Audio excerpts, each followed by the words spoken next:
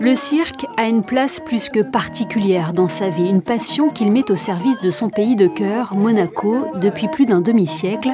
Alain Frère fait partie de ces hommes de l'ombre qui ont contribué à la légende du Festival international du cirque de Monte-Carlo. Le 15 septembre, Alain Frère a célébré ses 90 ans, témoignage de cette longue et riche amitié avec la famille princière. Le prince Albert II et la princesse Stéphanie ont fêté son anniversaire à ses côtés à Tourette-le-Vins.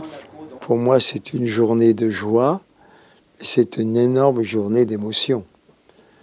Lorsque vous avez le prince Albert et la princesse Stéphanie qui viennent amicalement, on peut le dire, fêter votre anniversaire chez vous, une visite privée d'abord, bon, c'est quelque chose d'exceptionnel. Au fil des décennies, le conseiller artistique du festival a récolté de véritables trésors. Il constitue aujourd'hui l'une des plus grandes collections d'art circassien d'Europe qu'il présente avec fierté à Tourette-le-Vins.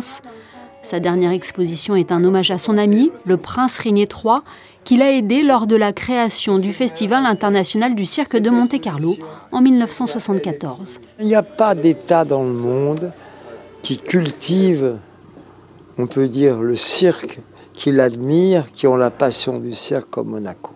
Le Festival du cirque de Monte-Carlo est l'unique festival au monde qui a cette notoriété.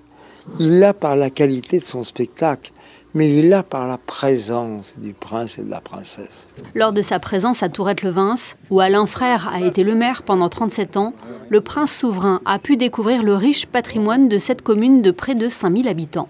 Notre village a plusieurs millénaires d'histoire et c'est important de le faire connaître. Et l'occasion aujourd'hui, cet anniversaire, de mettre en avant Tourette-le-Vins, une commune où beaucoup de monégasques ou travailleurs monégasques habitent et puis se rendent pour travailler à Monaco. Donc il y a des liens très forts entre la principauté et ma commune. Et les liens ne s'arrêtent pas là. Au sommet de son rocher, le château-musée de Tourette-le-Vins répertorie 5000 espèces de papillons et d'insectes du monde entier, mais aussi des pièces un peu plus surprenantes. Une des salles du musée présente des animaux qui se trouvaient justement dans la ménagerie du prince Régnier.